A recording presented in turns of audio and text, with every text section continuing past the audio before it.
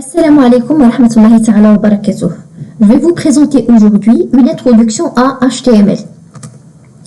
Pour créer des sites web, nous devons connaître le HTML, qui est une technique fondamentale utilisée pour définir la structure d'une page web.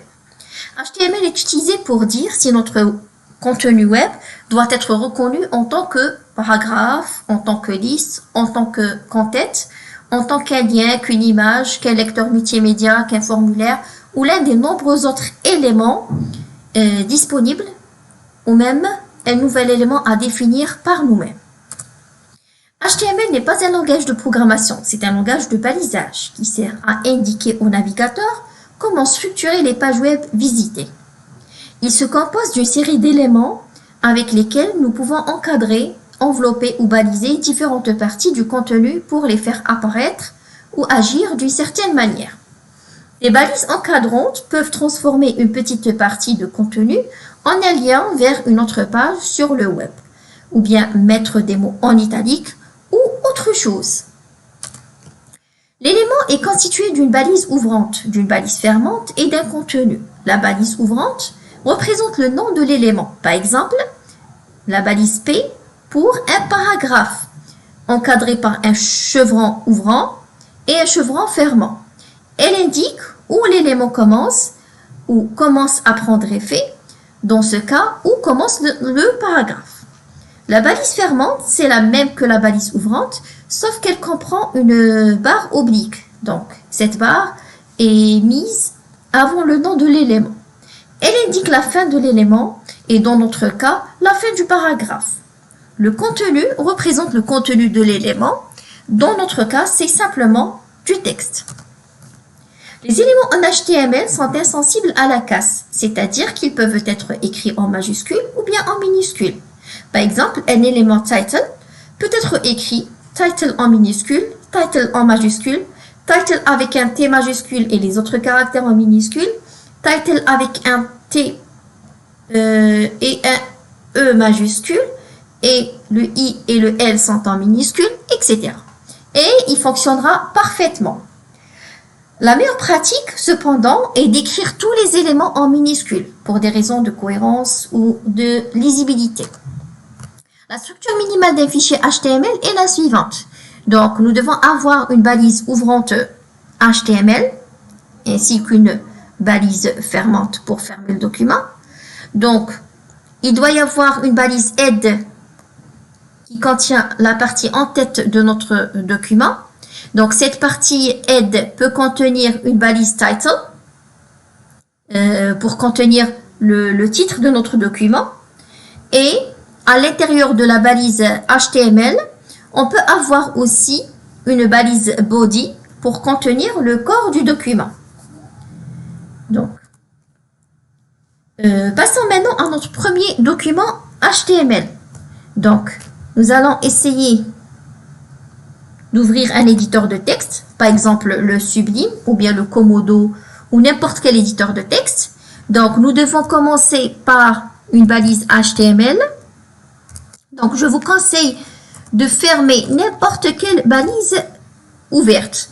Là, pour la balise HTML, je dois la fermer aussi.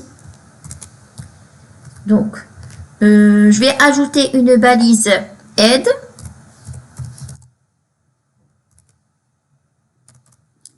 Qui sera fermée également. Donc, head. Donc, je peux ajouter aussi une balise body pour le corps du document. Donc, cette balise body doit être également fermée.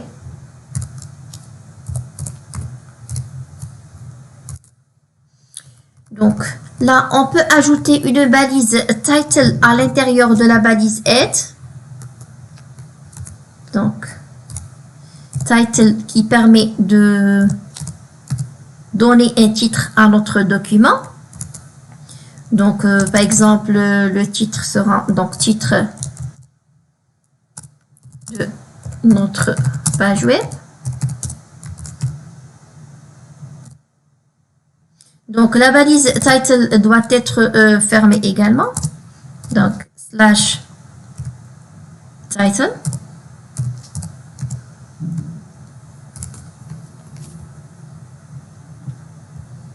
Titre de notre page. Donc, à l'intérieur de notre balise body, donc, on peut mettre un message, par exemple, bonjour à tous, ou bien bonjour tout le monde.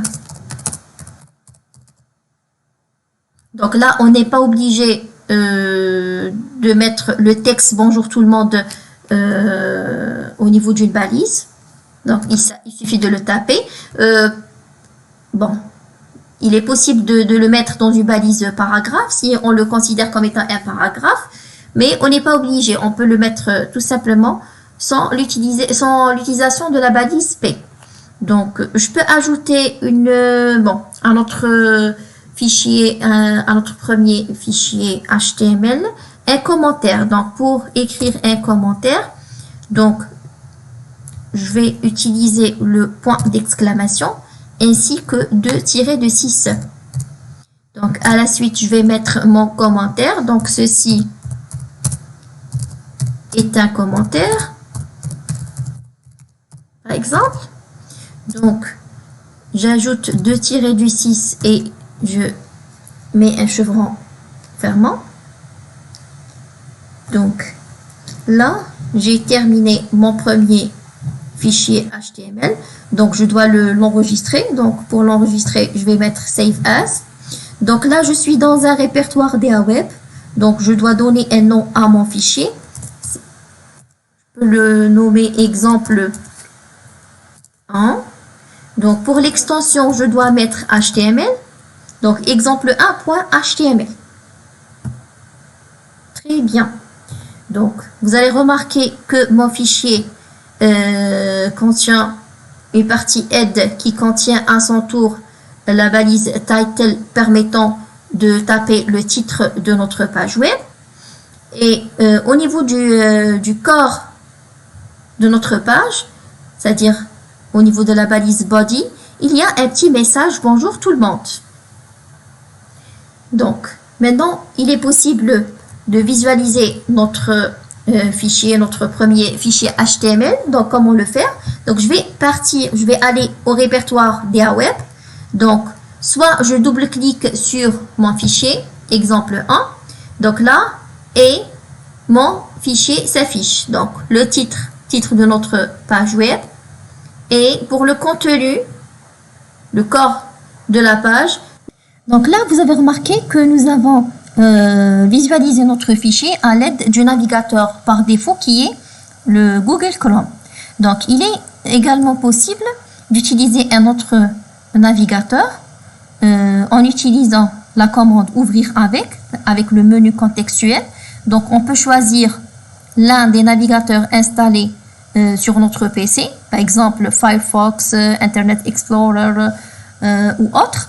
Comme il est possible d'utiliser les éditeurs qui sont installés sur notre PC pour éditer le code source de notre fichier. C'est-à-dire si on veut le modifier, il est possible d'utiliser, dans notre cas, on peut utiliser le Sublime.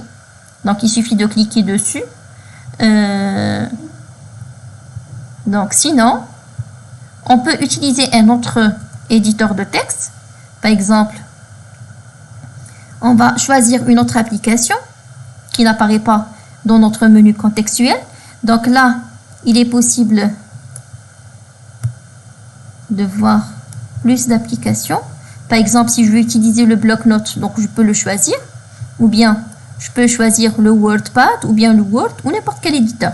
Donc, pour le WordPad, par exemple, donc là, vous allez remarquer que mon fichier s'affiche et je peux le modifier sur le WordPad.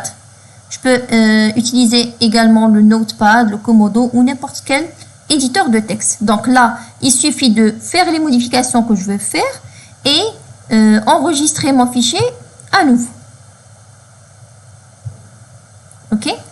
Donc, si par exemple, je veux visualiser mon fichier avec Internet Explorer, donc il suffit de sélectionner le fichier, ouvrir le menu contextuel, choisir la commande ouvrir avec et choisir le navigateur Internet Explorer. Donc là, notre page web va apparaître sur le navigateur Internet Explorer. Il est également possible d'ouvrir un navigateur, par exemple le Google Chrome, et de mettre au niveau de la barre de lien le chemin, par exemple, ces deux points, /daweb, mon fichier qui s'appelait donc exemple 1.html. Donc, le chemin de mon fichier au niveau du disque dur ou bien au niveau du flash disk ou autre. Donc, il suffit de mettre le chemin complet où se trouve mon fichier ainsi que son nom.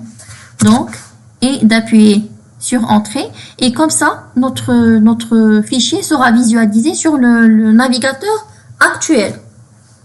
Donc là, vous voyez le titre de notre page web, c'est le titre du document ou bien de la page. Et nous avons le message qui se trouvait sur la balise body. Donc, ceci est notre premier exemple, notre premier fichier HTML. Donc, j'espère que c'est clair pour tout le monde. Et je vous donne rendez-vous avec d'autres exemples pour la création de documents HTML. Je vous remercie.